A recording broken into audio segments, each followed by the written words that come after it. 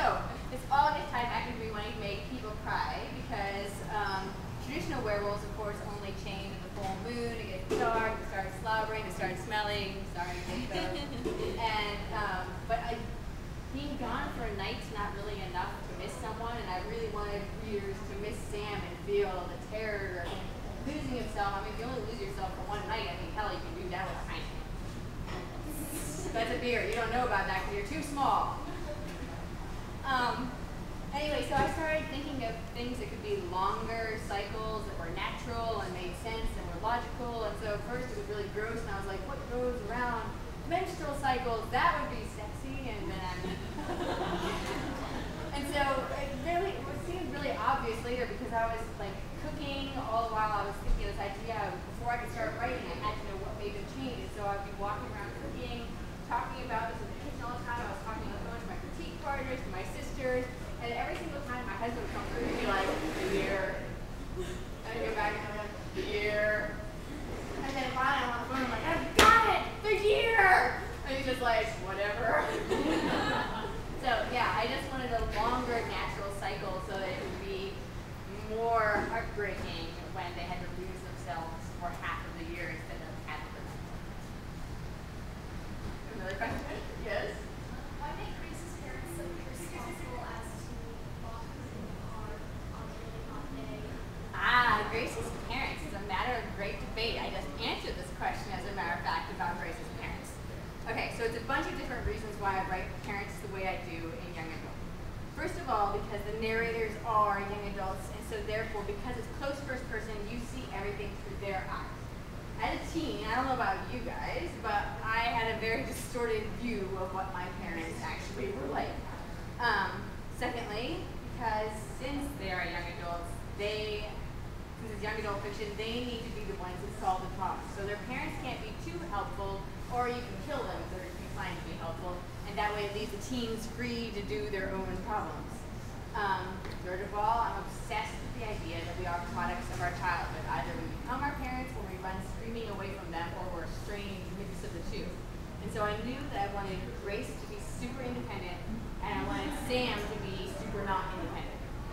And so I had to go back and figure out why those parents would make them that way. And so with Sam, his original birth parents obviously aren't so great with the whole stuff. But his adoptive parents, Beck and Ulrich and Paul and the pack around him, are this great, warm, loving, packed family atmosphere. And when you take them away, Sam is useless. He is a dripping, emo voice, spouting lyrics, and taking Grace's toothbrush. Disastrous. Grace, when you take away everything and she has to stand up on her own 2 feet because she's always had to do that, she can still do it. So yes, I made Grace's parents evil and absent for a reason. However, I didn't make them up out of nowhere. I had just started doing a lot of school visits for Lament and Ballad, and I was spending a ton of time with teens up in Northern Virginia. Northern Virginia is kind of like your suburbs. So you guys don't really seem to have suburbs like we have suburbs. We have these giant, weird, affluent, vinyl-sided suburbs that go on for miles and miles and miles. And there's all of these latchkey teenagers that I met, and they would hit 16, they'd get their driver's license, their moms would give them a credit card and the car keys, and that was it. They would go to school, come home, their parents were going on 3-day weekends, leaving them alone, and I was here going, oh my gosh. And the first time that I thought, you guys are the worst parents ever. And then I came to the next school, I'm like, oh my gosh, you guys too, and you, and you, and you. There are tons of them. And so I just ripped Grace's parents directly from that. It's not that they're bad, it's that they are more interested in themselves, and they think that Grace can handle herself because she hasn't burned anything down yet. So I always think it's interesting, there's a lot of reviews that talk about Grace's parents being unrealistic when they're actually the only real thing in that entire book. I mean, except for the werewolves, everyone is. Good question. Yes. Despite being the opposite of unflappable, having a lot of youthful energy, you're still a little distant from the teens that, age-wise. And I'm wondering how you stay, aware of currents and terminology and, just really understand what's going on in the teen world. Do you have any regular talks or things that you do? I once read a a blog. She asked how I stay current with current teen slang and in the swing of teen things. Yes. Simplified. And I once read a blog post from an author who said she followed teens, like in malls and stuff. And I'm like, oh my goodness, this is the sketchiest thing ever. Until she was arrested. Until she was arrested. That's how she got publicity for her next book. I have to say that I don't use a lot of slang in my books, and I do it for a reason, because I want it to be kind of timeless. There's some books that are really strong, voicey stuff, and I've got to say, like M.T. Anderson writes books that have tons of awesome teen slang in that, and I love that kind of book, but I also love the books that could be anytime, anywhere.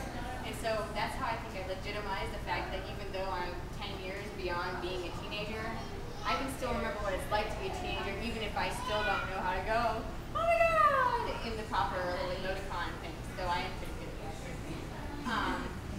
Yeah, so I think it's important, there's a certain commonality of teen emotions that always stays the same. It wasn't even the slang so much as the technology and what is the current, what's the current thing as far as cell phones and stuff. You'll notice that I have cell phones, but not a whole lot of texting in my stuff, and I try not to say what kind of phones they're on. I try and keep it as generic as possible while still looking like a specific object.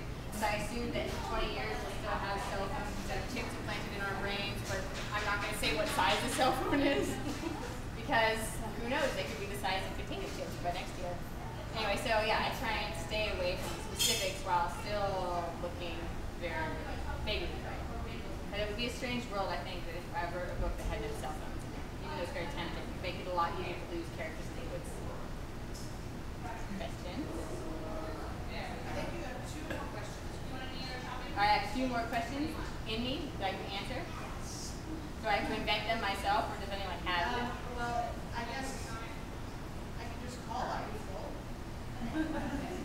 Yes. Well, I already say that my favorite part of the book is the setting, which is really unusual for me because I'm really like a character-driven person, but I really the setting really resonated with me, so I just wanted to talk about that a little bit, like the inspiration for because she's so it's so connected, the forest and all that sort of stuff. That makes me really, really happy, by the way, because the first thing I do when I write a novel is I focus on the mood and the setting of it and think of it as a character separate from the other characters, because more than anything, more than making you guys cry, even though I do love that, more than that, what I wanted is to write one of those books that when you close it for days afterwards, you're kind of stuck in that daze. You guys know that when you read the book and you're stuck in the mood of it? I desperately wanted to write one of those books where you're stuck in it. And so I was looking at them and saying, why is it that I'm locked in this book? Why can't I get out? And it's always this kind of pervasive mood and setting to it. And so Shiver, because the whole cyclical year thing, it made a lot of sense to make the winter itself kind of the character in it. So every single scene I would go back through and say, okay, wait, can you imagine exactly where in the room they're standing? Can you imagine everything around it? And so that's how scenes like the candy store came in, where Sam's like, okay, now pay attention to everything around it. So it makes me very happy that it works. Yes? Can you tell us a little about Cole and Isabel? Cole and Isabel. Okay, so Cole is both the easiest and hardest character I have ever had to write. When I got Linger released last week, I did a blog post where I released snippets with my critique partners, and it has subjects of some of the emails and snippets from them, and it's all, oh my god, I love this book. Oh, I hate Cole. Oh, I hate this book. Oh, I love Cole. Oh, I hate this book. This sucks. So I have kind of this horrible, I'm actually kind of like Isabel. I have this love-hate relationship with them. I knew that when I wrote Linger, I didn't want to just write Shiver. Again, I wanted to write something that brought more to the table, and I really wanted to look at the flip side of Sam. Sam is someone who hates being a wolf, who loves his humanity, who wants to run away from being the wolf pack, and then Beck had these guys that he recruited that actually wanted to be wolves, and I wanted to get inside the head of people who would actually choose that and see why they choose them. So Cole turned out to be kind of the mirror image, because I love doing that bookending thing. Someone should do a project, assign this project, look for opposites in Maggie Steifvater's work. 50 years after I'm dead, so the students can't send me emails asking for homework. But yeah. Yeah, I love opposites, and so their relationship is supposed to be an opposite